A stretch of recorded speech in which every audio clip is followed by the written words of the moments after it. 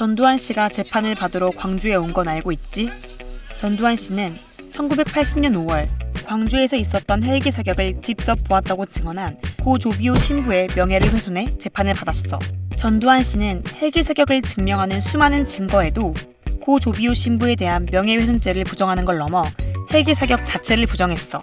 그런데 말야, 5.18 때 시민을 상대로 한 군의 사격이 있었다는 사실은 누구나 다 아는 사실이야.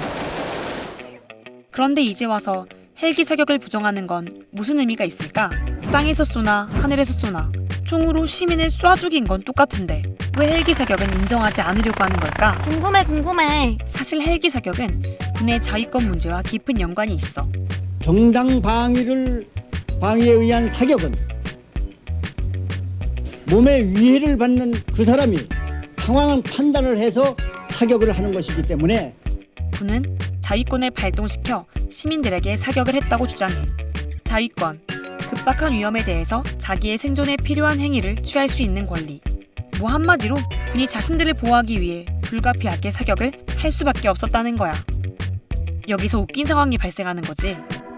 헬기를 탄 군인들은 하늘에서 어떤 위협을 받았던 걸까?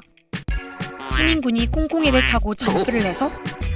시민군이 입으로 바람을 불어 헬기를 떨어뜨리려고 해서?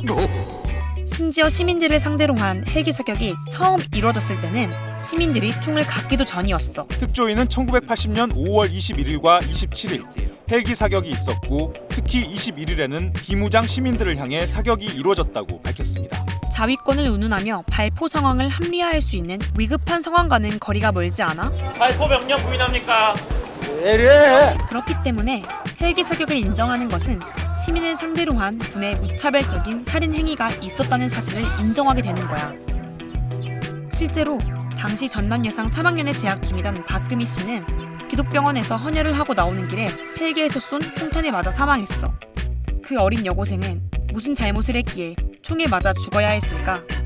군의 헬기 사격은 국방부 조사 결과 공식 인정된 사실인데다가 이를 증명하는 사진, 증언들은 아직도 끊임없이 나오고 있어. 헬기 쳐다보니까 드드드 씌웅 그러면서 나라를, 국민을 지키라고 쥐어준 총.